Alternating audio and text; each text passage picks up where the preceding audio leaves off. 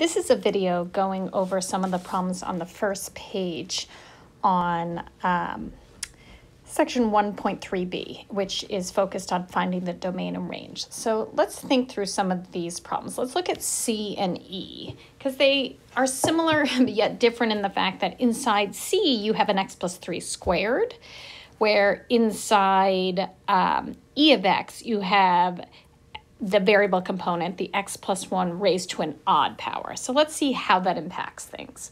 So first let's talk about how we deal with the domain. I don't have any denominators here, so I don't have to worry about 0 in a denominator, but I do have to worry about inside a square root, I have to be taking the square root of positive values or zero, positive numbers or 0. So I need 25 minus x plus 3 squared to be greater than or equal to 0. So let's replace because I think the x plus 3 is kind of sometimes throws people off. So let's think about it this way. 25 minus something squared has to be greater than or equal to 0. Meaning when I square something, it can't be a bigger number than 25. So what does that mean? That this has to be, well, it would be, let's see where it equals 0. It would equal 0 at 5 or negative 5, because 5 squared would be 25, and negative 5 squared is also 25. If I put in something bigger than 5, will this work? No, because I'm doing 25 minus, say if I put in 6, be 25 minus 36. So that's a problem. So it has to be less than 5. Well, what about negative 5? Could I put in something like negative 4? Yeah, negative 4 squared is 16. That's still a go. But what about something like negative 6? No, because you'll get the same as if you put in 6. You get 36. So that means I need this little cloud thing to be between negative 5 and 5. Anything on the outsides is going to be too big, and it's going to result in me taking a square root of a negative. So let's replace my little cloudy thing with what it is. X plus 3 has to be between negative 5 and 5. So x has to be between negative 8 and 2. That's your domain. So my domain is between negative 8 and 2. By the way, later in the course, we're going to learn actually in the next unit how to deal with actually solving these types of inequalities in a systematic way, but we're not there yet. So for now, you're just reasoning it out. Okay, so that's my domain. It needs to be between negative 8 and 2. Now, the range. So I'm going to write the numbers because that's not changing. So I've got the outputs are negative 7 square root of 25 minus, so what is varying is the thing that has a variable in it.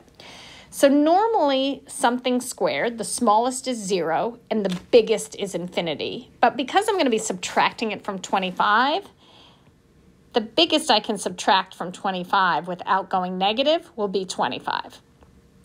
And then I've got the plus 2. So again, now let's work with this interval and perform order of operations. So I've got negative 7 square root 25 minus 0 is 25. 25 minus 25 is 0. I'm going to take the square root of each piece. So negative 7 times the square root of 0 is 0. Square root of 25 is 5 plus 2. Now multiply this interval by negative 7 and we get negative 35 to 0. Plus 2, or negative 33 to 2. That's my range. So I've got my domain here, and then my range. So some problems fall in that type of category, which is challenging. Let's see how E is different. So with E, start the same way. 64 minus x plus 1 cubed has to be greater than or equal to 0. In other words, I'm going to eliminate the x plus 1 just for a minute. When I raise something to the third power, it can't be bigger than 64. Well, I know it when I know the equality of this. What cubed gives me 64? is 4. So I can't be greater than positive 4. 5 cubed, too big. 125, too big. So, but what about putting in numbers less than 4? Is there a limit there? Remember, when I take the cube root of something, solve for something cubed by taking the cube root, there's only one answer. But when I solve for something squared by taking the square root, there's 2 answers. So again, we only have one answer here, which was 4. And what does that mean about a lower limit? Well, if I plug in something, let's just pick negative 10. Negative 10 to the 3rd power, well, it's going to be negative, and so that's going to be negative 1,000, and you already have this minus here. So you're actually going to end up doing 64 plus 1,000, which is going to be greater than or equal to 0. So there is no lower limit. So the domain here is negative infinity, but the highest that I can put in is 4. Okay, now for the output. So, or the range. We've got 7 square root of 64 minus, well, what can I put in here? I can't get anything, so I can put in everything negative infinity since I'm subtracting. So negative infinity. And what is the highest that I can subtract from 64 so that I don't go negative? That would be 64. And again, I can put all negatives in here as we saw before, and a negative raised to the 3rd power will be negative. And then we've got the plus 2. So let's do this out. So we've got 7 square root of the smallest coming out of this square root, or inside the square root, and then also coming out of it is 0. And inside the square root, the biggest will be infinity plus 2.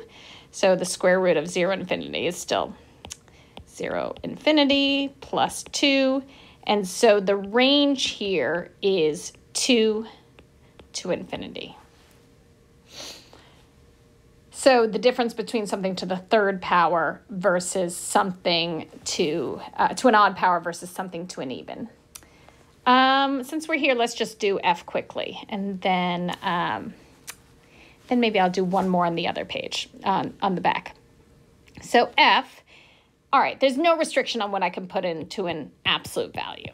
So domain is everything. The range, however, coming out of an absolute value, the smallest is 0. And it can be huge, plus 1. So we've got 0 to, up, because we're multiplying by a negative, it'll be negative infinity to 0, plus 1, or negative infinity to 1. So our range is negative infinity to 1 in that case. All right, so now let's do like one on the back here. Yeah, let's do something like m of x. So the domain is everything but negative 1, because can't divide by 0. The range, well, the only thing that can't come out of here is 0. So this little piece here would be negative infinity to 0, union 0 to infinity, but then I've got a minus 2. So from every piece of those intervals, I'm going to subtract 2. So my range is going to be negative infinity, negative 2, union negative 2, infinity. All right, I hope that was helpful.